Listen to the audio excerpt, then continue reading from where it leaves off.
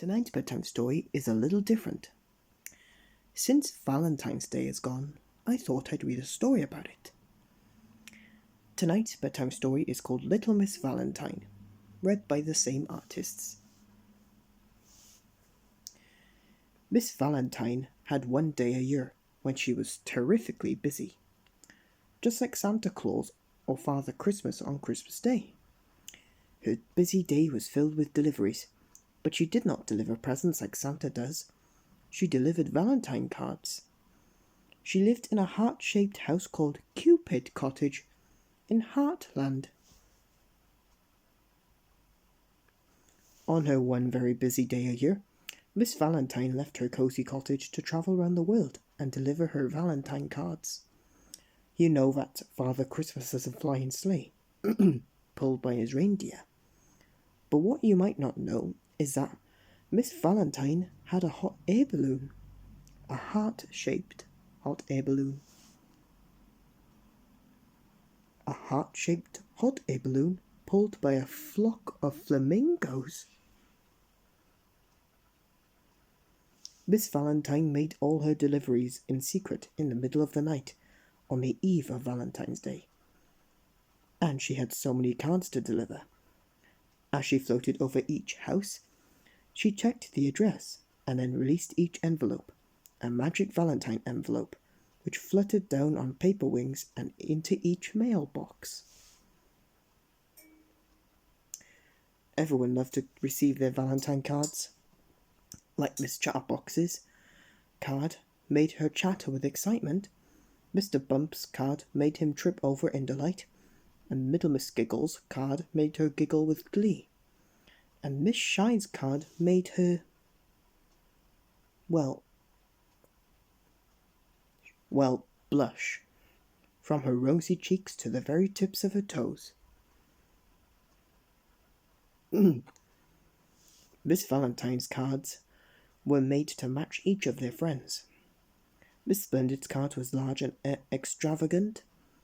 Mr. Mean's card was very small and plain. Miss Scary's card jumped out from the page when she opened it. So once a year, Miss Valentine was able to deliver a little bit of joy into the lives of each of her friends. Miss Valentine had the best job in the world, except for this year, because this year was the windiest Valentine's Eve that she had ever seen. As a howling gale blew leaves around her house, Miss Valentine imagined how the wind would blow her cards all over the place when she tried to deliver them. It would be chaos.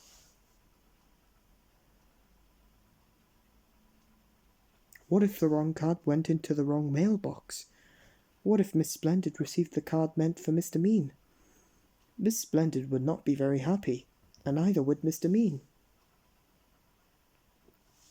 What if Mr. Messy's very messy card went to Miss Neat's mailbox? She would not be very happy.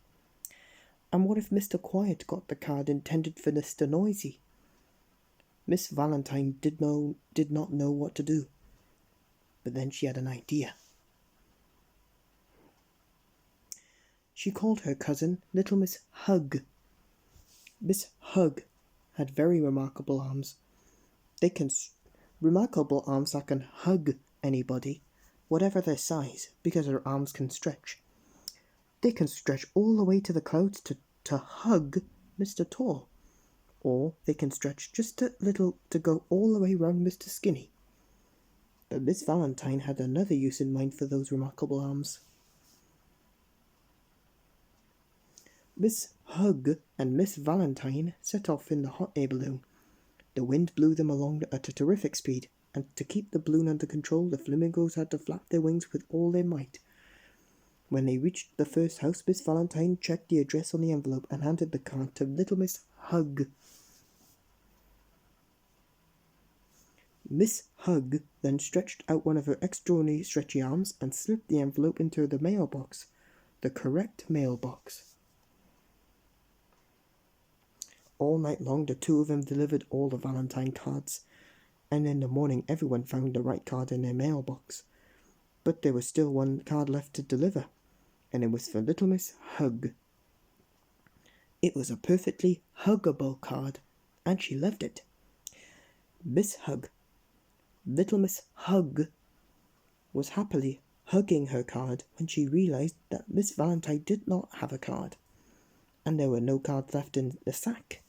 So she gave little Miss Valentine the best Valentine she could think of. A hug. It was an extra special Valentine's Day. Time for our bedtime lesson.